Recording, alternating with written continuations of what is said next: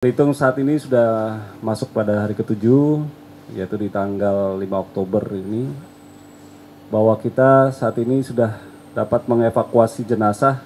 Khusus di hari ini ada sebanyak 18 jenazah dan ada 3 body part.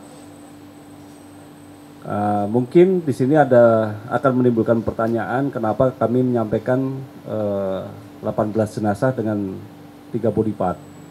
Kami sampaikan bahwa mungkin berbeda dengan yang dilaporkan melalui Basarnas, karena kami penghitungannya adalah berdasarkan ketika itu lengkap, maka kita akan sudah sampaikan bahwa identitas untuk satu badan jenazah itu sudah bisa teridentifikasi, dalam arti miliknya satu orang atau satu nama.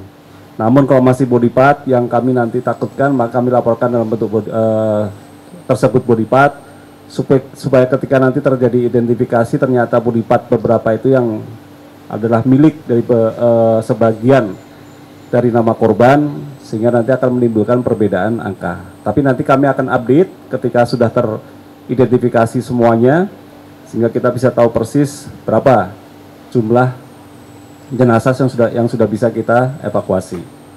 Sehingga untuk saat ini kita masih ada target ataupun sesuai dengan data dari 167 yang sudah terevakuasi ada 40, sehingga masih ada sekitar 20 orang lagi yang belum terevakuasi.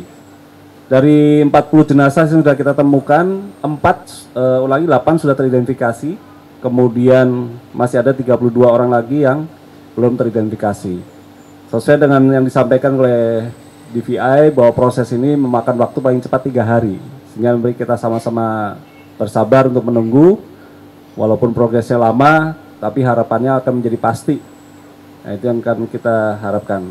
Selanjutnya, terkait dengan penanganan saat ini di lokasi, kita masih melakukan pembersihan terus dan mengerahkan alat yang beberapa alat, yaitu ada EXA yang menggunakan breaker dan 3 eksavator yang khusus nanti untuk pembersihan puing-puing.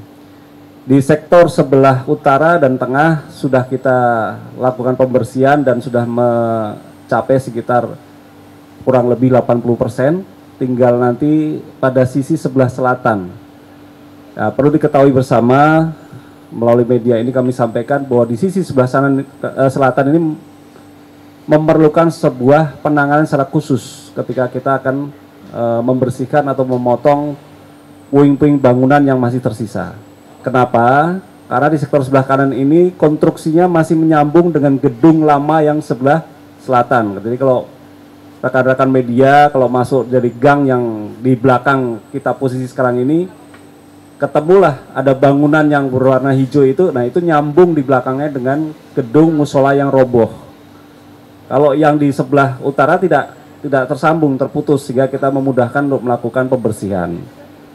Nah, dari hasil pemantauan awal memang ada potensi-potensi jenazah yang masih ada tersimpan ataupun tertimbun di lokasi tersebut.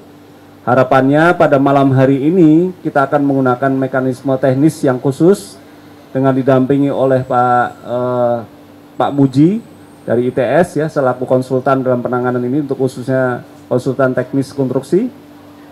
Harapannya bisa kita akan melakukan penggeseran material yang ada di posisi selatan yang menyambung dengan bangunan lama.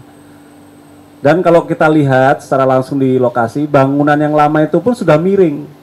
Takutnya kalau kita asal tarik, kita asal breaker, ketika itu terpatahkan atau sudah roboh ataupun menjadi beberapa potongan, menjadi tidak ada kekuatan bagi bangunan lama yang menyambung pada struktur ini, akan menjadi roboh kembali. Ini yang kita harus perhatikan betul, sehingga butuh kehati-hatian dan butuh teknik khusus. Mari kita tunggu sama-sama, mudah-mudahan di malam hari ini kita bisa menyelesaikan di sektor sebelah selatan, dan masih ada potensi kemungkinan kita bisa menemukan korban yang masih belum ketemu. Ini kita akan terus langsungkan sampai kapan selesai. Harapannya progres yang kita ingin capai di sekitar hari Senin, mungkin ya paling lambatnya Senin malam atau Senin sore sudah bisa selesai. Dan kita juga sudah memberikan pasokan dukungan berupa untuk kesehatan bagi para petugas kita, baik itu dari Kodim, Polres maupun Basarnas maupun relawan yang terkait. Karena mereka sudah kerja berhari-hari ya, sudah selama 24 jam, tentu kondisi fisik ini akan berpengaruh sekali. Harapannya supaya mereka tetap ada konsentrasi dan kefokusan, sehingga kita sudah support dalam bentuk vitamin-vitamin.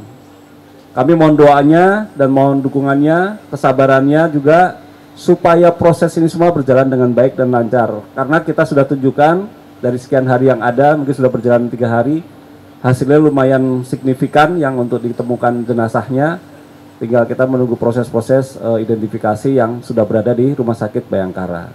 Kemudian juga bagi keluarga maupun orang tua wali, sebenarnya kita juga siapkan tempat untuk penampungan di sana selama menunggu identifikasi, yaitu berupa tenda penampungan dan juga menyiapkan berupa dapur umum atau dapur lapangan yang nanti tujuannya untuk memberikan makan bagi para keluarga yang tentunya sudah dari jauh-jauh dari Sidoarjo ataupun dari Surabaya. Itu untuk konfirmasi untuk hari ini terkait dengan hasil pelaksanaan penanganan robohnya musola pesantren Al-Quds ini ya di Sidoarjo ini.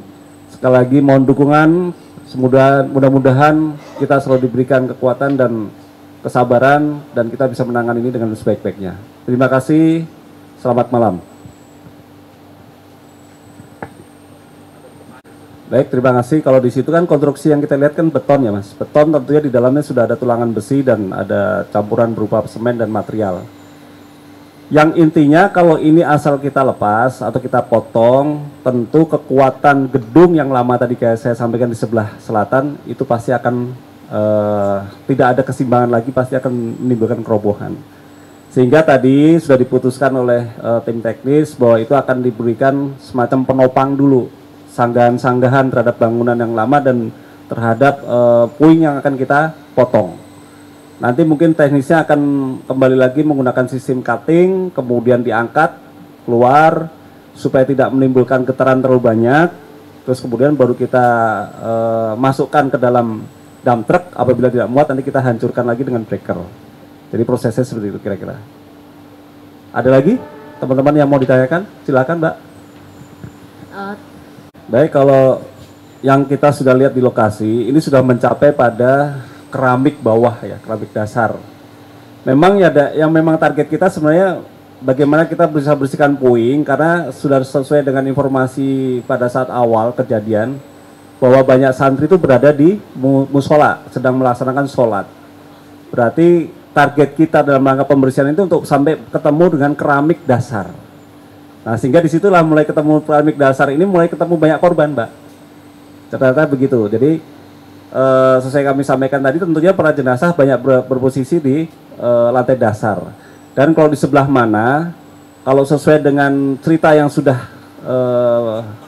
selamat ya, yang bisa terlepas dengan selamat ataupun yang sudah kita evakuasi pun selamat, pada saat terjadi keretakan ataupun sudah mulai roboh, mereka memang berupaya untuk mengevakuasi diri atau menyelamatkan diri itu melalui ke arah utara dan selatan.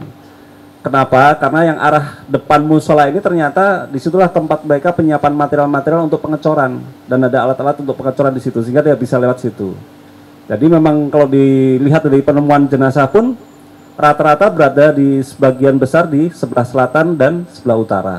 Kalau yang di tengah memang ada tapi